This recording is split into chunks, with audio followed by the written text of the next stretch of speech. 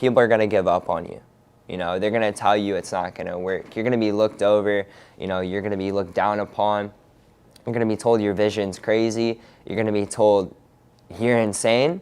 And honestly, you do have to be a little insane to create something out of nothing.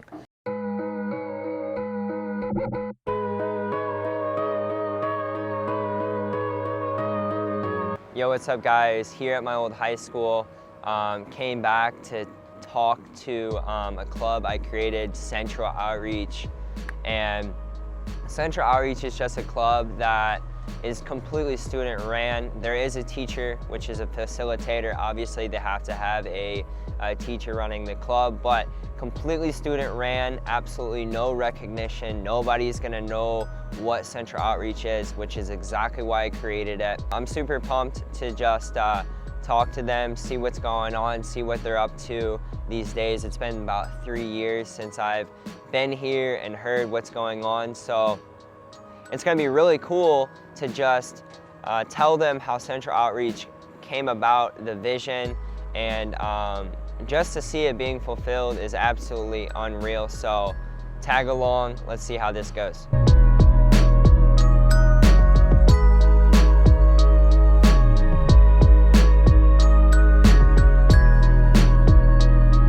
I haven't been here in a long time. Last time I was here, I was chilling with the bros, eating some chicken patties and tots.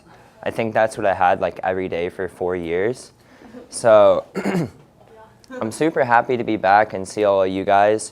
I'm pretty upset that there's not as many bros here as there used to be. So that's on Alan. We're gonna make him get more bros here.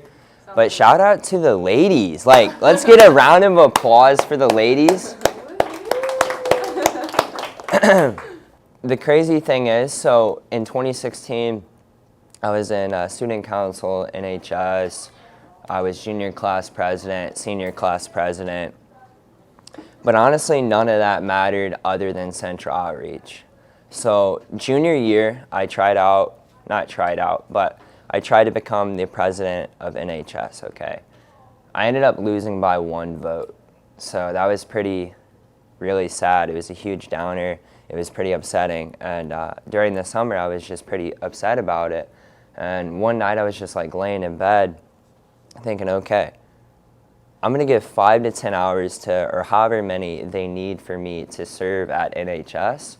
And why was I gonna do that? It was probably for the recognition. And being an NHS president is a great thing to put on your resume.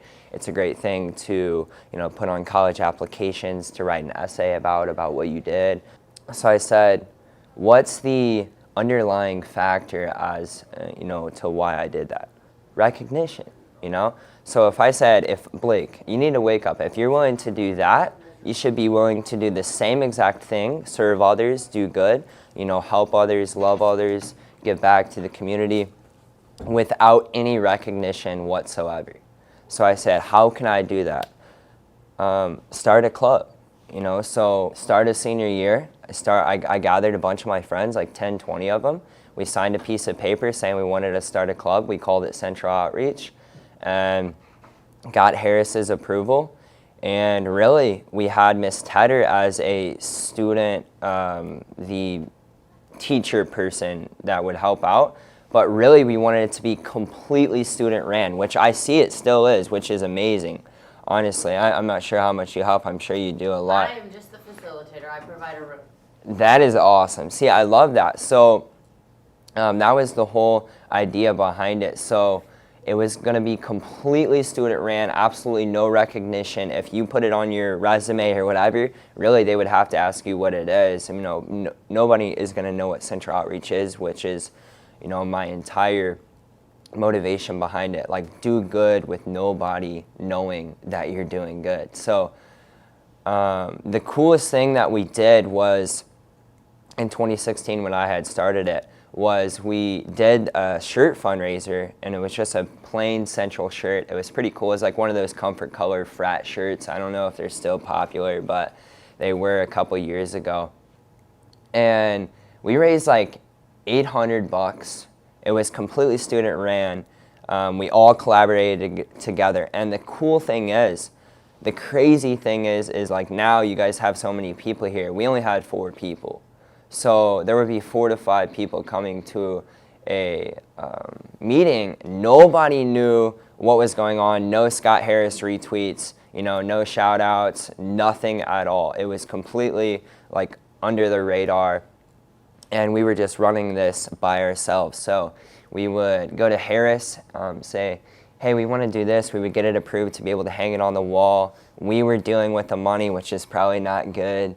We were we were organizing everything, which was so awesome. And that's the vision I had for this, is completely student ran and masterminding together, which is like 3 or more people interchanging ideas, energies, thoughts. Like, that's really my vision for this. And to see it still, coming to fulfillment and the vision being laid out is super awesome. You guys are honestly doing a thing that is beyond yourself. So I am so happy for you guys and so proud of you.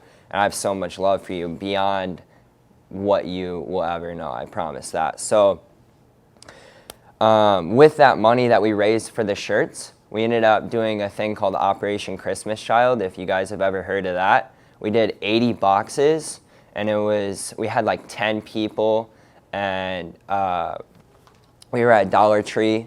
We went and got all this stuff. We brought all the stuff, and we had like a receipt like 3 feet long. It was insane. But what Operation Christmas Child is you just put a bunch of stuff in a box, and it's for kids in third world countries who don't get anything for Christmas. So that was a super fulfilling thing. And it was beautiful to see, like, we did that, with 3 or 4, 5, 10 people, which was super crazy.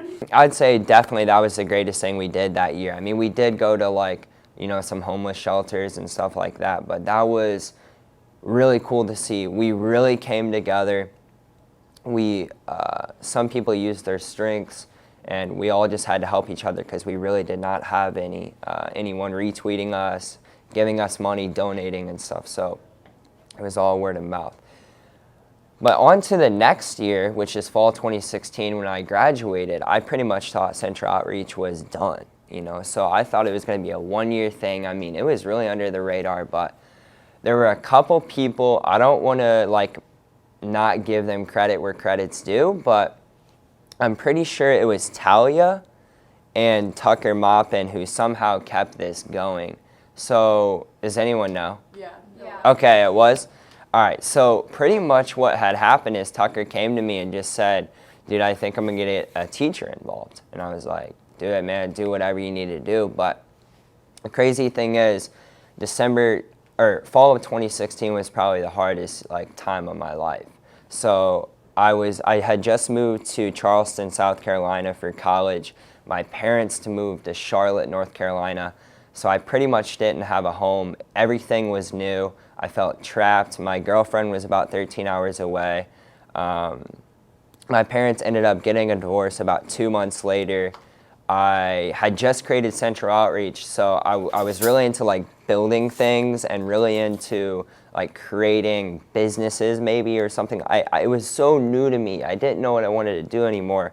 And my major was biology. I was still feeling like I was kind of living for other people possibly. And Tucker had messaged me and just told me what was going on with Central Outreach and how it was literally blowing up. There was 90 people in the group chat now.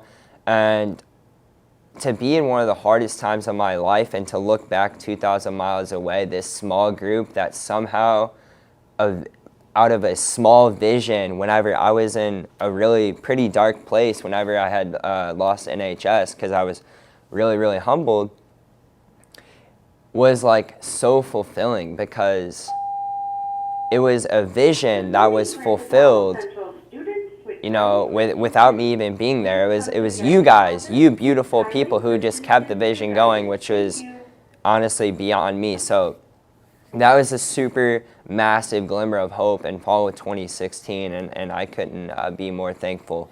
So creating Central Outreach, chances are you're not going to get recognized for being here. It's just the honest truth. Unless things have changed since I've been a part of it. We're probably never going to be on national TV. We're never going to be in the news. You might get a retweet, but I think we have a Twitter now. Yeah. Shout out to whoever did that. But honestly, like, it's just gonna be you. You're gonna be the one who remembers what happened. You're gonna be the one who knows what you did in a couple years, and you're gonna think, let's do that again. I remember how that feels. I think that is probably has the best return on investment to just, you know, talk less and do more. So I think a couple things I want you to take away is, honestly, in life, people are gonna give up on you. You know, they're gonna tell you it's not gonna work. You're gonna be looked over, you know, you're gonna be looked down upon. You're gonna be told your vision's crazy. You're gonna be told you're insane. And honestly, you do have to be a little insane to create something out of nothing. But what I want you to know is you're literally never out of the fight. And in Navy SEALs training, if you didn't hear any of this, okay, in Navy SEALs training, it's the hardest training in the world. 130 hours, no sleep. You know, you're doing miles and miles, push-ups on push-ups, like hundreds of miles. You're in the dead of the ocean, freezing cold at 3 a.m. And you could drown, you could die, you could do whatever. But the thing is, to quit, all you have to do is ring the bell. To ring the bell, you get to go home, take a warm shower, eat some Chick-fil-A, watch some college football. You know, well, you guys probably aren't watching college football, but, you know. Anyways, air conditioning, be completely comfortable. All you got to do is ring the bell, okay? But the thing is, you don't want to ring the bell. That's all, you know, you're trying to be a Navy SEAL. They bring the bell everywhere you go. And if you're in the pool, bell is right there. All you got to do, ring the bell, lay your helmet down, you're done, you go home, you're good. In life, never ring the bell because you're never out of the fight. That's all I got. Well, thank you. Thank you. All right, my pleasure. What's up, guys? So we just finished a speech. Thank you guys so much for having me. It was a super humbling experience just to talk to you guys, and I look forward to see what you guys are gonna do the rest of the year.